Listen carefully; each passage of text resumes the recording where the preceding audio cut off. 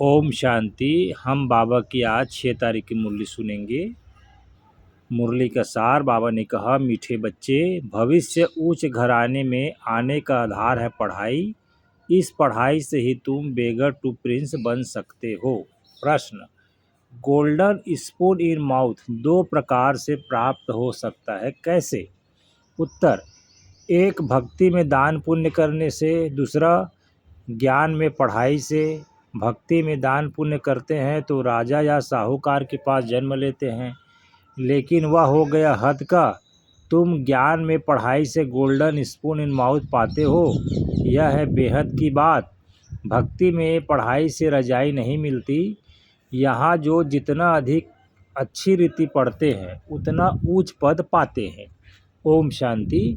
मीठे मीठे सिकिलदे बच्चों को रूहानी बाप बैठ समझाते हैं। इनको कहा जाता है रूहानी ज्ञान। बाप आकर भारतवासी बच्चों को समझाते हैं, अपने को आत्मा समझो और बाप को याद करो। यह बाप ने खास फरमान किया है तो वह मानना चाहिए ना। ऊंच से ऊंच बाप की श्रीमत मशहूर है। यह भी तुम बच्चों को ज्ञान है कि सिर्फ शिव बाबा को ही श्री श्री कह सकते हैं। वही श्री श्री बनाते हैं। श्री माना श्रेष्ठ। तुम बच्चों को अभी पता पड़ा है कि इन्हों को बाप ने ऐसा बनाया। हम अभी नई दुनिया के लिए पढ़ रहे हैं। नई दुनिया का नाम ही है स्वर्ग अमरपुरी। महिमा के लिए नाम बहुत हैं, कहते भी हैं स्वर्ग और नर्क। फलाना स्वर्गवासी हुआ तो गोया नर्कवासी थे ना। परंतु मनुष्यों में इतनी समझ नहीं। स्वर्ग नर्क, नई दुनिया, पुरानी दुनिया किसको कहा जाता है, कुछ भी जानते नहीं। बाहर का भपका कितना है। तुम बच्चों में भी थोड़े हैं जो समझते हैं। बरोबर हमको बाप पढ़ाते हैं। हम यह लक्ष्मी नारायण बनने के लिए आए हैं। हम बेगर टू प्रिंस बनेंगे। पहले पहले हम जाकर राजकुमार बनेंगे। यह पढ़ाई है। जैसे इंजीनियरिंग, बैरिस्टरी आदि पढ़ते हैं तो बुद्धि में रहता है कि हम घर बनाएंगे, फिर यह करेंगे। हर एक को अपना कर्तव्य स्मृति में आता है। तुम बच्चों को जाकर बड़े ऊंच घर में जन्म लेना है इस पढ़ाई से। जो जितना जास्ती पढ़ेगा उतना बहुत ऊंच घर में जन्म लेगा। राजा के घर में जन्म ले फिर रजाई चलानी है। गाया भी जाता है गोल्डन स्पून इन माउथ। एक तो ज्ञान द्वारा यह गोल्डन स्पून इन माउथ मिल सकता है, दूसरा अगर दान पुण्य अच्छी रीति करे तो भी राजा के पास जन्म मिलेगा। वह हो गया हद का, यह है बेहद का। हर एक बात अच्छी रीति समझो। कुछ भी समझ में ना आए तो पूछ सकते हो, नोट करो। यह बातें बाबा से पूछना है। मुख्य है ही बाप को याद की बात। बाकी कोई संशय आदि है तो उनको ठीक कर देंगे। यह भी बच्चे जानते हैं, जितना भक्ति मार्ग में दान पुण्य करते हैं तो साहूकार के पास जन्म लेते हैं। जो कोई बुरा कर्म करते हैं तो फिर ऐसा जन्म मिलता है। कोई कोई का तो ऐसा कर्म बंधन है जो बात मत पूछो। यह सब है पास्ट का कर्म बंधन। राजाएं भी कोई कोई ऐसे होते हैं, बड़ा कर्म बंधन कड़ा होता है। इन लक्ष्मी नारायण को तो कोई बंधन नहीं। वहाँ है ही योग बल की रचना।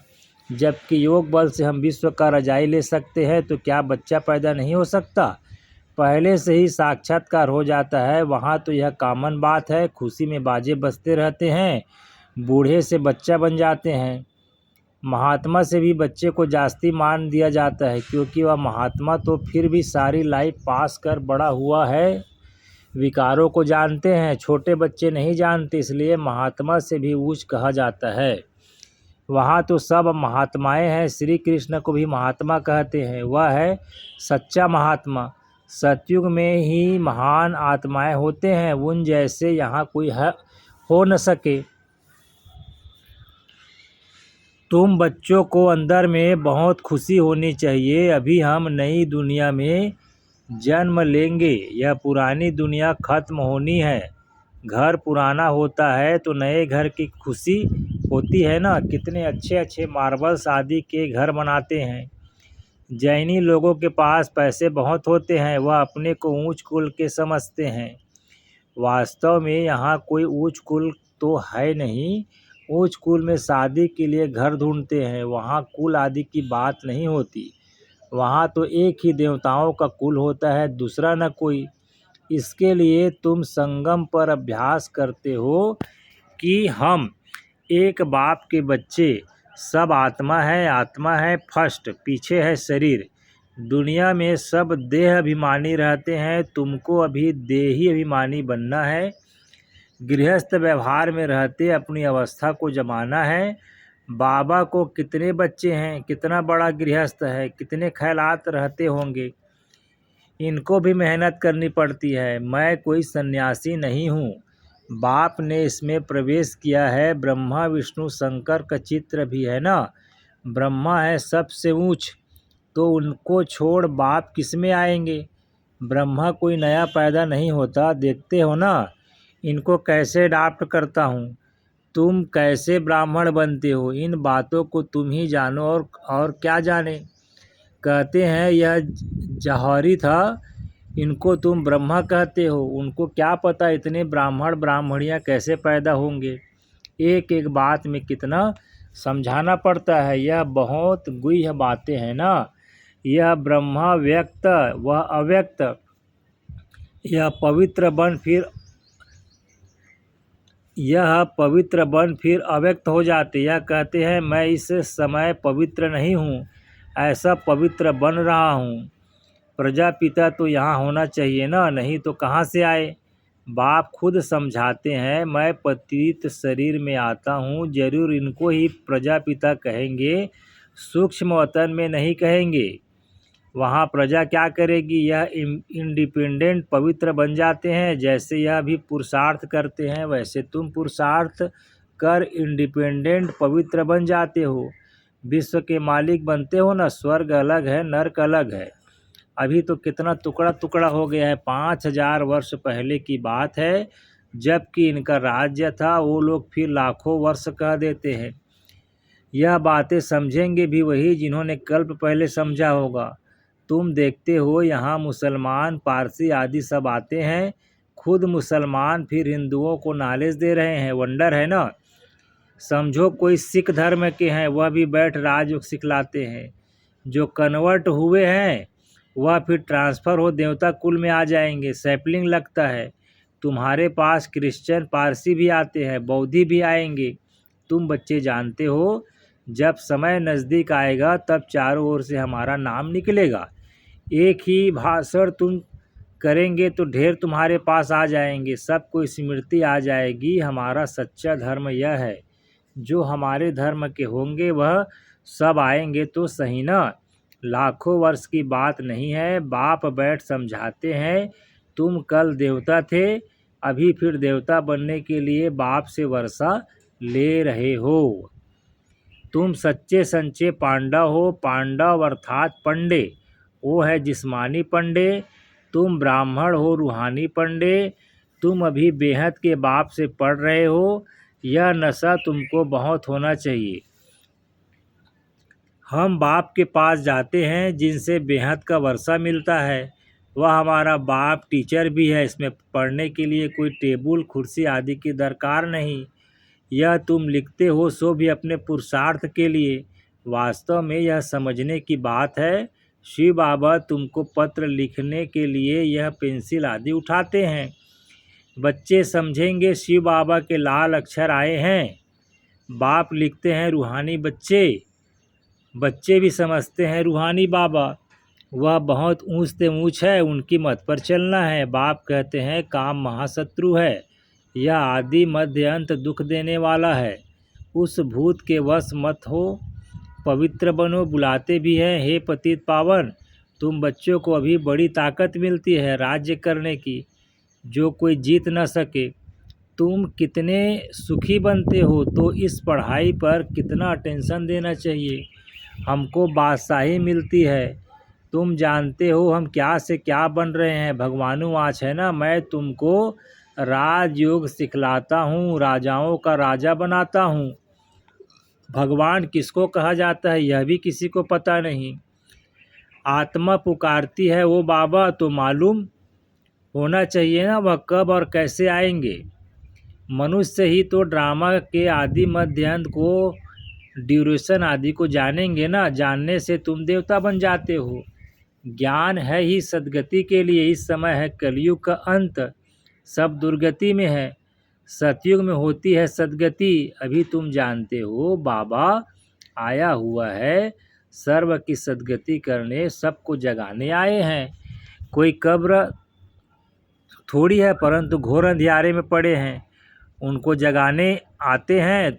जो बच्चे घोर नींद से जागते हैं उनके अंदर खुशी बहुत होती है। हम शिव बाबा के बच्चे हैं, कोई किस्म का फिक्र नहीं। बाप हमको विश्व का मालिक बनाते हैं, रोने का नाम नहीं। यह है रोने की दुनिया, वह है हर्षित रहने की दुनिया। उन्हों के चित्र देखो कैसे शोभनीक हंसमुख बनाते हैं। वह फीचर्स तो यहाँ निकाल न सके, बुद्धि से समझते हैं। इन जैसे फीचर्स देखने में आते हैं। तुम मीठे मीठे बच्चों को अभी स्मृति आई है कि भविष्य में अमरपुरी के हम प्रिंस बनेंगे। इस मृत्यु लोक को, इस भंभोर को आग लगनी है। सिविल वार में भी एक दो को मारते कैसे हैं, किसको हम मारते हैं वह भी पता नहीं पड़ता। हाहाकार के बाद जय जयकार होनी है। तुम्हारी विजय, बाकी सब विनाश हो जाएंगे। रुद्र की माला में पिरो कर फिर विष्णु की माला में पिरोए जाएंगे। अभी तुम पुरुषार्थ करते हो अपने घर जाने के लिए। भक्ति का कितना फैलावा है। जैसे झाड़ के अनेक पत्ते होते हैं वैसे भक्ति का फैलावा है। बीज है ज्ञान, बीज कितना छोटा है। बीज है बाबा। इस झाड़ की स्थापना, पालना और विनाश कैसे होता है यह तुम जानते हो। यह वैरायटी धर्मों का उल्टा झाड़ है, दुनिया में एक भी नहीं जानते। अब बच्चों को बहुत मेहनत करनी है बाप को याद करने की, तो विकर विनाश हो। वह गीता सुनाने वाले भी कहते हैं मन मना भव, सब देह के धर्म छोड़ अपने को आत्मा समझ, बाप को याद करो। मनुष्य इसका अर्थ थोड़ी समझते हैं। वह है ही भक्ति मार्ग, यह है ज्ञान मार्ग। यह राजधानी स्थापन हो रही है, फिक्र की कोई बात नहीं। जिसने थोड़ा भी ज्ञान सुना तो प्रजा में आ जाएंगे। ज्ञान का विनाश नहीं होता। बाकी जो यथार्थ जान पुरुषार्थ करते हैं वही उच्च पद पाते हैं। यह बुद्धि में समझ है ना। हम प्रिंस बनने वाले हैं नई दुनिया में। स्टूडेंट इम्तहान पास करते हैं तो उनको कितनी खुशी होती है। तुमको तो 1000 बार जास्ती अतीन्द्रिय सुख होना चाहिए। हम सारे विश्व के मालिक बनते हैं, कोई भी बात में कभी रूठना नहीं है। ब्राह्मणी से नहीं बनती, बाप से रूठते हैं। अरे तुम बाप से बुद्धि का योग लगाओ ना, उनको तो प्यार से याद करो। बाबा बस आपको ही याद करते करते हम घर आ जाएंगे। अच्छा, मीठे मीठे सिक्की लदे बच्चों प्रति माता पिता बाप दादा का याद प्यार और गुड मॉर्निंग। रूहानी बाप की रूहानी बच्चों को नमस्ते। हम रूहानी बच्चों का भी रूहानी माता पिता बाप दादा को याद प्यार गुड मॉर्निंग नमस्ते बाबा नमस्ते। धारणा के लिए मुख्य सार है, किसी भी बात का फिक्र नहीं करना है, सदा हर्षित रहना है। स्मृति रहे हम शिव बाबा के बच्चे हैं, बाप आए हैं हमें विश्व का मालिक बनाने। अपनी अवस्था को एक रस बनाने के लिए देही अभिमानी बनने का पुरुषार्थ करना है। इस पुराने घर से ममत्व निकाल देना है।